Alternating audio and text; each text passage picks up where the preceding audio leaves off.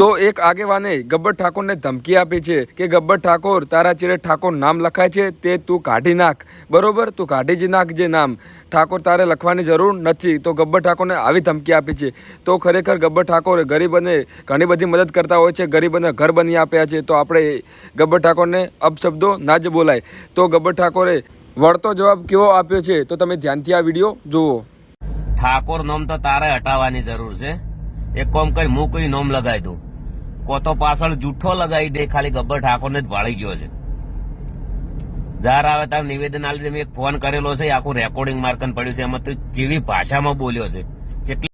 તો અમુક લોકો કે છે કે તે ચમ આટલો બધો ઉપાડો લીધો છે. તો મારા પરિવાર ઉપર આવે હું ના બોલું એટલો બધો કાયર નથી. કદાચ વિચારો તમારા પરિવાર ઉપર આ લોકો આવી રીતના કોઈ કાવતરું કરે તો તમને શું વીતે.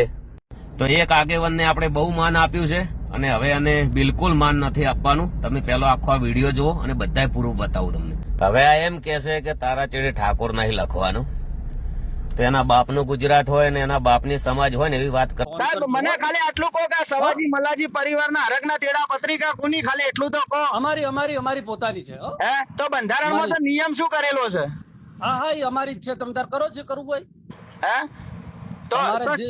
તો સમાજનું બંધારણ તમે તોડ્યું કે ના તોડ્યું? ના તમે તાર જે.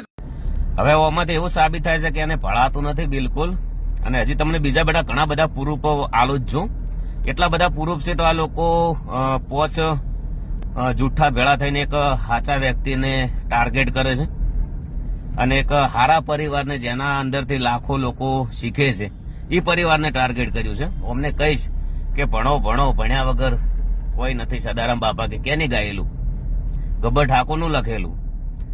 પપ્પા મને ભણાવો, હું તમારું નામ રોશન કરીશ. કોનું ગાયેલું? ગબ્બર ઠાકોરનું લખેલું.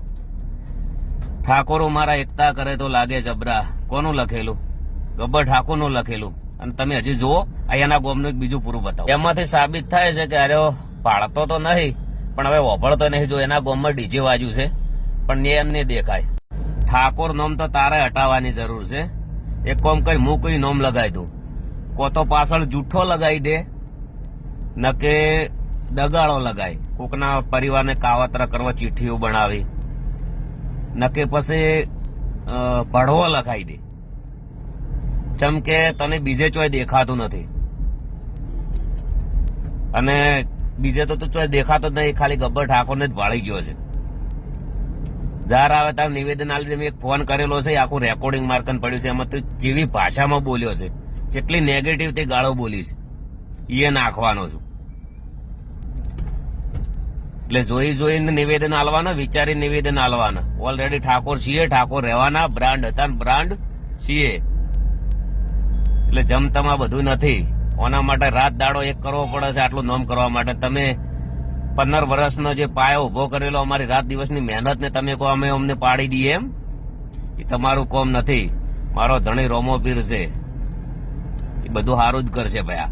આટલું બધું નતું બોલવું પણ આ લોકોને ખૂબ મજબૂર કર્યો છે મને. એક વિચારો તમે કે તમારું બહુ સારું પરિવાર હોય, એકતાવાળું હોય, રાગવાળું પરિવાર હોય ને એના ઉપર કોઈ ટાર્ગેટ કરે અને તમારા ઉપર આરોપ નાખે, ગુના નાખે તો તમારા પરિવાર ઉપર શું વીતે.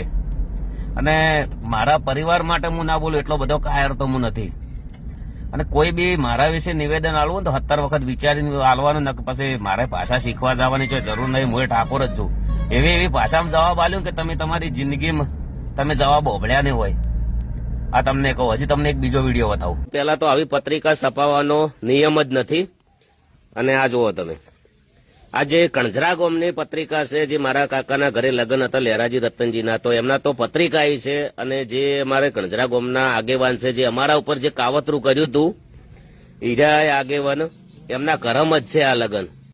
તો મિત્રો હાચાની તો દુનિયા જ નથી. આટલા પ્રૂફ છે, બોલો હવે શું બતાવું. બીજા પ્રૂફ ચંડીહર સલાહ આખી દુનિયા જોણે છે. એક નંબરનો જુઠ્ઠો આગેવાન છે, એક નંબરનો. અરે ચિઠ્ઠીઓને બનાવી, બધું ટાર્ગેટ જ ઓને કર્યું છે. અને આનો વિષય છે કોકને ટાર્ગેટ કરવાનો. સમાજનું નામ તો આ ભાઈ ખરાબ કરે છે. કેમ કે હમણે મુના જો તો ન્યાય માર ખાઈને આવ્યો હતો.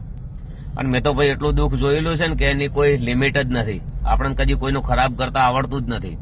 તો પોતાના ઉપર આવે તાર ખબર પડે કે જેના ઉપર શું વીતતી હશે એમ. એટલે આપણે કોકના દુઃખ જોઈને બોલવા વાળા વ્યક્તિ છીએ.